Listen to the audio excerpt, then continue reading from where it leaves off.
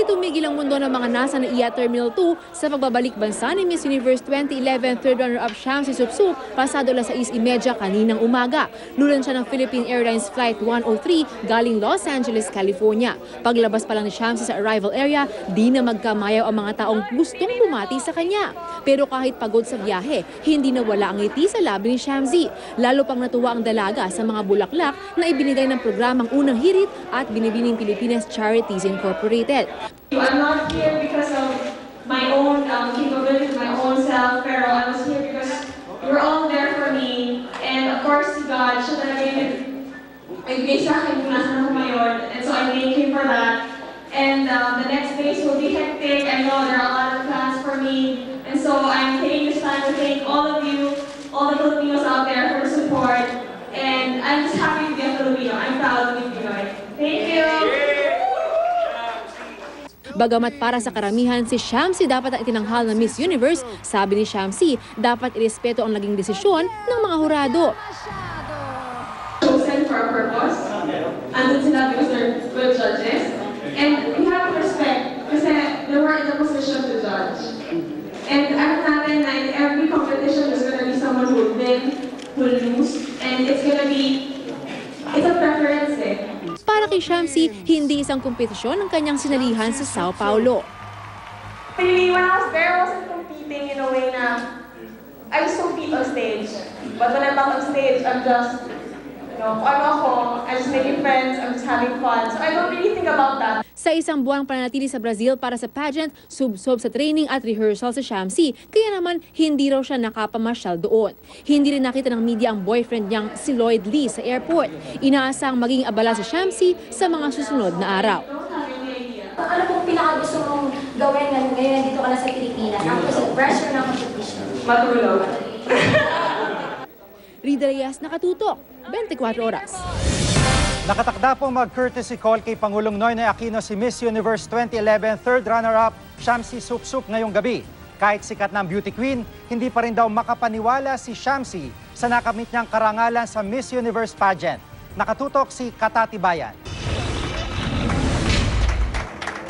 Tila na sa Cloud9 pa si Miss Universe third runner-up Shamsi Supsup nang humarap sa media.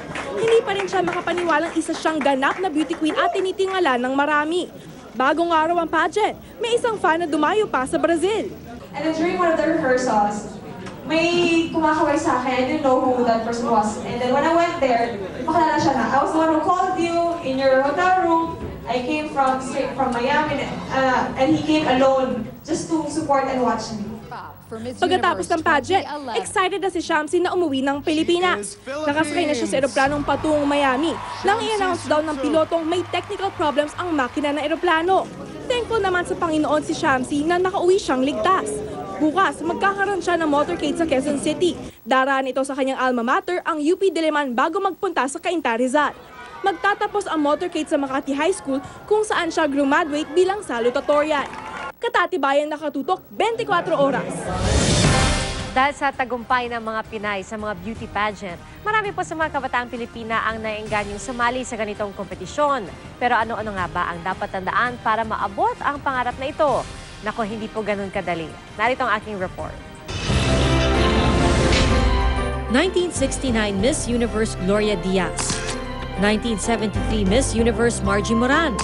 1999 first runner-up, Miriam Kimbao. 2010 fourth runner-up, Venus Ra. At 2011 third runner-up, Shamsi Supsup. Ang mga narating nila gusto rin makamit ni Nicole Hernandez, Teen Princess of Southeast Asia 2011. 5'7", 110 pounds, tubong Malabon. Sa galing sa pagrampa, di mo aakalaing 14 years old lang siya. Ilang beses nang sumali sa mga beauty pageant, suki rin ng mga fashion show. I have plans in joining Miss World, Miss Binibining Pilipinas, and someday, hopefully, Miss Universe. So pangarap mo talaga maging beauty queen, international beauty queen? Yes. Bukod sa pag-pose at pagrampa, nagsasanay na rin siya para sa question and answer portion. So, ito tatanungin kita ha. Although 14 years old ka pa lang, pero balang araw mag-aasawa ka rin. Ikaw ba, would you change your religion for the man that you love? No, kasi if If he really loves me, he will be the one who will change his religion. And God is always first in my life. Suportado ng mga magulang ni Nicole ang kanyang pagsabak sa mga beauty pageant na malaking tulong daw sa paghubog sa kanyang personality. Binibigay namin sa kanya yung support namin, and then basta studies lang. Una muna yung studies, secondary yung mga pageant. Malaking bagay na bata pa lang, nagsasanay na si Nicole sa pagsali sa beauty contest. Maraming aspeto kasi ang kailangang i-develop. Very